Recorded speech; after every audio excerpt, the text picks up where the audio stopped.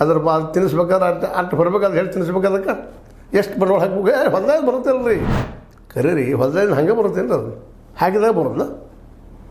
ದಂಡಿ ಬಿಡಿ ಮಾಡ್ಬೇಕು ರೀ ದಂಡಿ ಬಿಡಿಗೆ ತಿಂಗಳು ಹಚ್ಬೇಕು ರೀ ಮತ್ತೇನು ಮಾಡ್ಬೇಕು ಲಾಭ ಮಾಡ್ಬೇಕು ರೀ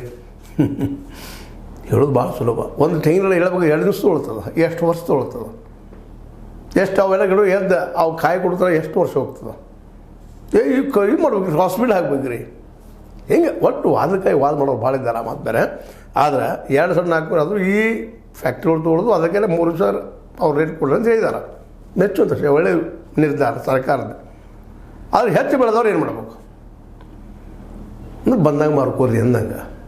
ನೀವು 1,600ಕ್ಕೆ ಮಾರ್ಕೋರಿ 7 ನಾವು ಹೇಳ್ತೀವಿ ರೀ 2,400 ನಾಲ್ಕು ತೊಗೊಳ್ದವ್ರು ಹೇಳ್ತೀವಿ ನಾವು ತೊಗೋಬೇಕಲ್ಲ ಅವ್ರು ಸರ್ಕಾರ ಹೇಳ್ತದೆ ಯಾವುದೇ ವ್ಯಾಪಾರಿ ಲಾಭ ಇಲ್ಲದೆ 15-20% ಲಾಭದ ಮಾರಕ್ಕೆ ಸಾಧ್ಯ ಇದ್ದಾರೆ ಮಿನಿಮಮ್ ಇದು ಅದೇನು ಬಾನಿಸಿ ಬಂದಾಗ ಇದ್ರೆ ಸರ ವ್ಯಾಪಾರಿಗಳಂತ ಏನಿಲ್ಲ ಅದು 2 ಪಟ್ಟು 3 ಪಟ್ಟು ತುಂಡು ಬಿಡ್ತಾರೆ 12-15 ಸಿಕ್ತಪ್ಪ ಅಂತಂದ್ರೆ ಫ್ಯಾಕ್ಟ್ರಿಗಳಿಗೆ ಅವ್ರಿಗೆ 2,400 500 ಅಲ್ಲಿ ಕೊಳೆ ಬಿದ್ದಾಗ ಮಾರ್ತಾರೆ ಕೂಡ ಇಡ್ತಾರೆ ಅವ್ರ ವ್ಯಾಪಾರಿಗಳು ನಾನು ಹೇಳ್ತಾ ಇರೋದು ಅದನ್ನು ಮೇಲೆ ವಾದ ಮಾಡ್ತಾ ಇದ್ದೇನೆ ಇದನ್ನು ಪ್ರತಿ ಹಳ್ಳಿಗೆ ಒಂದು ಗೋಡಾನ್ ಕಳಿಸ್ಕೊಟ್ರೆ ಪಾಪ ಇರ್ತಾವೆ ರೇಟ್ ಬಂದಾಗ ಮಾರ್ಕೋತಾರೆ ಇಲ್ರಿ ಆ ಕೆಲಸ ನಮ್ಮ ಸರ್ಕಾರಕ್ಕೆ ಮಾಡೋಲ್ತು APMC ಹಚ್ಚಿರಿ APMCಯಲ್ಲಿ ಪಾಪ ವ್ಯಾಪಾರಿಗಳಿದ್ದಾರೆ ಪಾಪ ಲಾಭಕ್ಕೆ ಬಂದಿಲ್ಲ ಅವರು ಅವರ ಬೆಳೆದ ಬೆಳೆಗೆ ರೇಟ್ ಕಟ್ಟೋರು ಸ್ವತಃ ರೈತ ಆಗಲಿ ನಾನು ಹೇಳೋದು ಇಷ್ಟ ಇಲ್ಲಿ ವ್ಯಾಪಾರಿಗಳು ಹಾಳಾಗಲಿ ವ್ಯಾಪಾರಿ ದಿವಾಳಿ ಇರ್ತಲ್ಲ ಅವ್ರು ರೈತರ ಗೋಡೌನ್ಗಳಿಂದಾಗಲಿ ಹಳ್ಳಿಗಳಿಂದ ಈ ಗಾಡಿಗಳು ರೋಡ್ಗಳಾಗಿದ್ದಾವೆ ರೋಡ್ ಸಾರಿಗೆ ಮೂಲಕ ಬಂದು ಅವ್ರು ಒಯ್ಕೊಳ್ಳಿ ಅವ್ರು ಎಲ್ಲಿ ಬೇಕಾದ್ರೆ ಸಾರಿಗೆ ಗಂಟಲು ಬಿಡ್ತಾರೆ